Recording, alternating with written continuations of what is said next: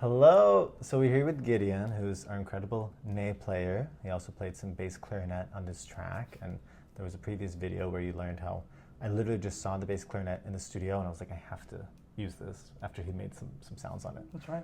Yeah. So we're gonna listen to this track, just a live listen. This is actually the first time we've ever listened to it with Gideon, and we will just have we'll see how we like it.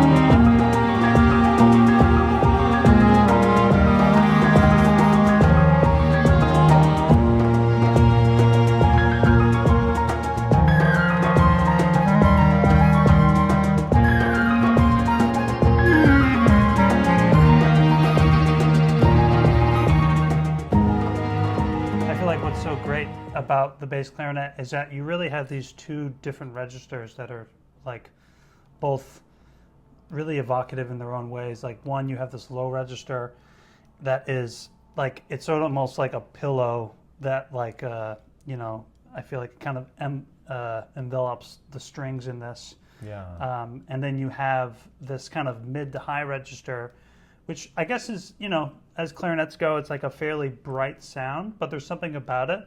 I think it's like listening to tenor saxophone or something like that, where there's like a very human quality to like its range in that register. To me, it feels very evocative, so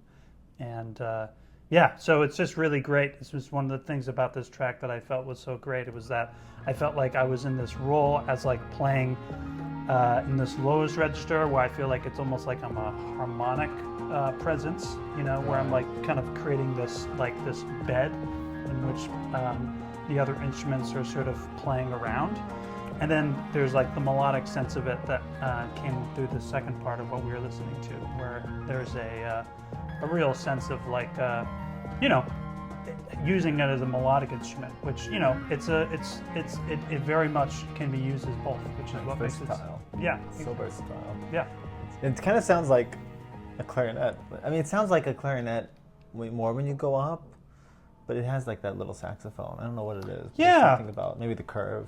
Yeah, I think there's like a huskiness to the sound of the bass clarinet in that register that you can't get on a B-flat clarinet, which is what makes it so satisfying. Right. But yeah, it's unique from the saxophone. Like even though tenor is close in range in that sense, like yeah, there's something about it. Like, the air that it kind of takes to play in that register too. Like I think it adds like it's just a very dynamic sound. Outside of, it's not because of me, it's just the instrument itself. It really is. Gideon does make it come to life. It plays, the instrument is just built very, very beautifully. So yeah. Thanks, Adolph Sax. Yeah.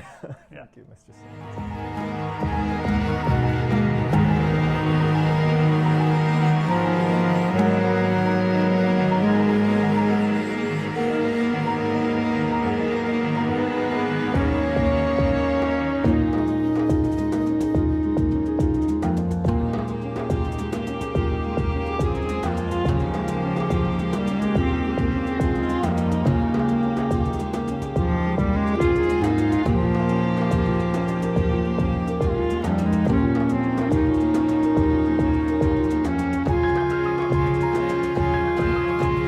Yeah, one of the things I really like about this track so much is that, it has these electronic elements, with like rhythmically what's happening, but then it also really showcases like the strings being these like amazing pads that are like really filling the richness of the sound.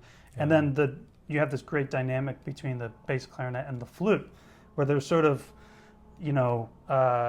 bass clarinet is sort of like taking melodic approaches at times, and then the way you wrote it, kind of, it seems like it kind of is like a little bit of a conversation, a little bit of a back and forth. Right, the wind instruments were like, but then with the voice, because there's this like wordless voice that Jeffrey does great. It's interesting how it's like maybe another, like the bass clarinet, flute, and the voice are all kind of these different vocal textures that are just totally, together. Yeah, exactly. I feel like it's really like more. There's all this turn taking, but we're all sort of contributing to this sense, like all wind instruments in a certain sense. Vocals, obviously, the original wind instrument, but then you have flute and bass clarinet, which I think their sounds, voice and woodwinds just have like a very special timbre together. But yeah, I think that's what makes this track in particular so dynamic, is that you have this real building sense, and the way that you orchestrated it is really beautiful, and like utilizing these instruments in different ways, like both as textural elements, as melodic instruments, and then as well as like in bass clarinet's case, like harmonic support, playing like pads, and like putting like as a bed, as I mentioned before. So right. Yeah. No, I'm glad that you liked that. Yeah, because the whole piano motif that runs through the whole thing, which is borrowed from Ravel's. It was like that, because I was interested in like taking that snippet at the very beginning of Ravel's Tombeau du Couperin. The French are going to kill me.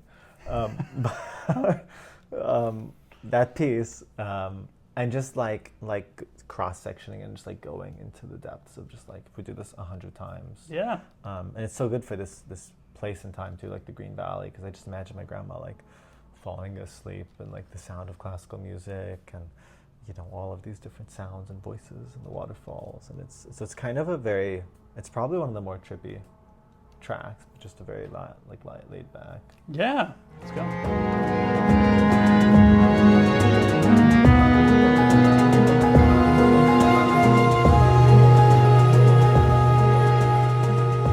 I had the hardest time writing this ending.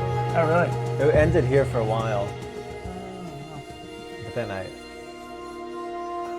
this happened.